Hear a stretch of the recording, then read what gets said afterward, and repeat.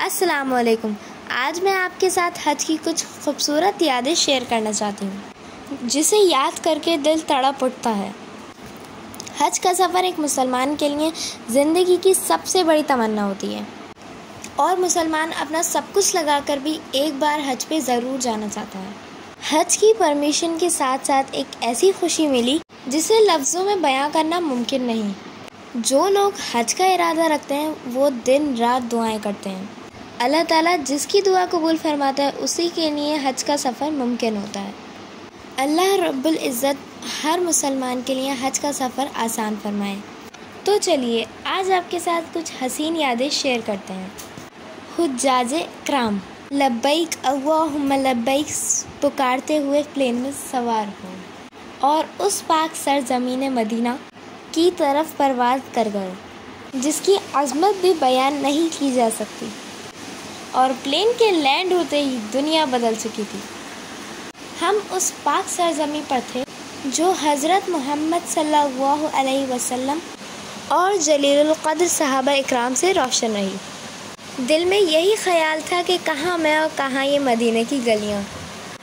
اب دل میں یہ طلب تھی کہ جلد سے جلد آپ صلی اللہ علیہ وسلم کی بارگاہ میں درود و سلام پیش کرنے کے لیے پہنچیں، اور دل میں یہ ڈر بھی تھا کہ کہیں اس پاک سرزمین پر قدم رکھتے ہوئے کوئی بے ادبی نہ ہو جائے جس کے ہر حصے کو آپ صلی اللہ علیہ وسلم کی قدم بوسی کا شرف حاصل ہے۔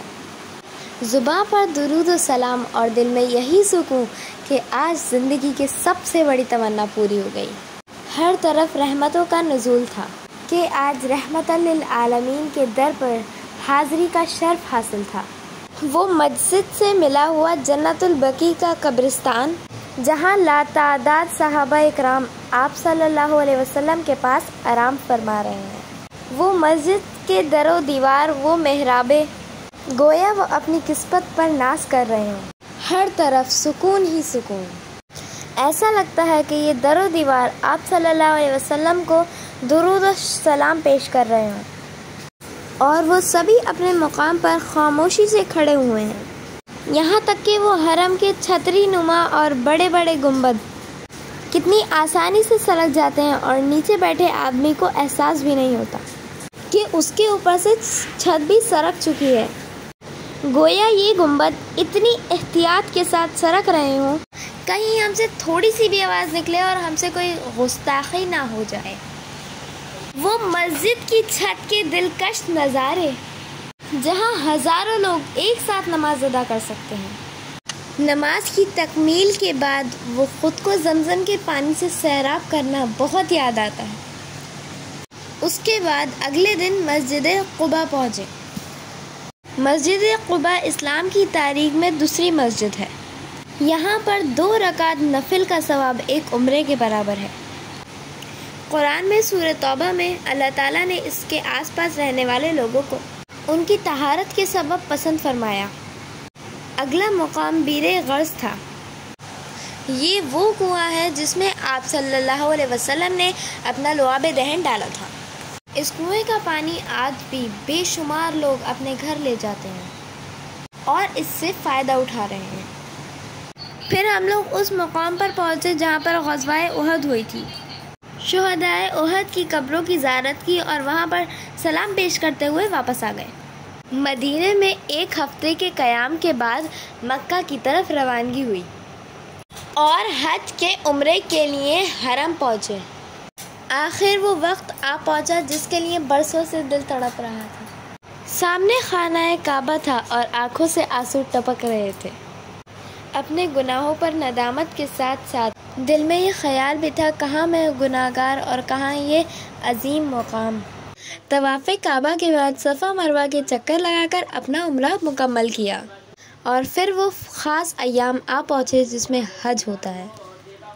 شروعات منا سے ہوئی۔ منا کے خیموں میں حاجی تھوڑی سی ہی جگہ میں اپنا وقت عبادت اور اذکار میں گزارتے ہیں۔ حجاج کرام کی زبانیں لبیک اللہم لبیک کے ترانے سے ہر وقت تر رہتی ہیں۔ اسی طرح منا کا یہ دن مکمل ہوا۔ اگلے دن عرفات کے میدان میں پہنچے۔ عرفات کا میدان وہ مقام ہے جہاں پر آدم علیہ السلام اور بی بی حوا علیہ السلام نے اللہ تعالیٰ سے معافی مانگی تھی اور جبل رحمت پر ان کی دعا قبول ہوئی تھی۔ یہیں پر حجاج کرام اپنے گناہوں کی رو رو کر مغفرت مانگتے ہیں اور شام تک دعاؤں میں مشغول رہتے ہیں، اور پھر سورج ڈھلنے کے بعد وہ یہاں سے نکلتے ہیں اور پھر سب لوگ مزدلفہ کی طرف روانہ ہوئے۔ عرفات سے مزدلفہ کے تا حد نظر چوڑے راستے حجاج کرام سے بھرے ہوئے تھے اور چاروں طرف لبیک اللہم لبیک کی صدائیں تھیں۔ مغرب کے بعد سے مزدلفہ کے لیے چلتے چلتے ایک بہت لمبا سفر طے کیا اور رات کے قریب 2 بجے مزدلفہ پہنچے۔ وہیں پر مغرب اور عشاء ملا کر پڑی۔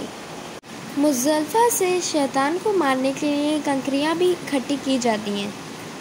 یہیں سے حاجی تینوں دن کے لیے کنکریاں اکٹھی کر لیتے ہیں۔ مزدلفہ ایک ایسا مقام جہاں ہر حاجی کھلے آسمان کے نیچے رات گزارتا ہے، جہاں اگر کوئی بے شمار دولت کا بھی مالک ہوتا ہے تو اسے بھی ایک رات سڑک پر سونے کا تجربہ کرنا ہوتا ہے، تاکہ وہ یہ احساس بھی کر سکے کہ اس دنیا میں ایسے لوگ بھی ہیں جن کو اپنی پوری زندگی سڑک پر گزارنا ہوتی ہے۔ پھر فجر کے بعد مینا کے لیے نکلے اور جمرات پہنچے۔ ایک ایک کر کے تینوں شیطانوں کو کنکریاں ماری۔ یہاں پر بھی کافی بھیڑ رہتی ہے۔ اس کے بعد حرم روانہ ہو گئے۔ طواف قدوم کے بعد واپس مینا کے خیموں میں پہنچے۔ 3 دن تک تینوں شیطانوں کو وہاں پر کنکریاں ماری۔ باقی کا ایام مینا میں گزار کر حج سے واپسی کی۔ اب ایک ہی کام باقی تھا، وہ تھا طواف زیارت۔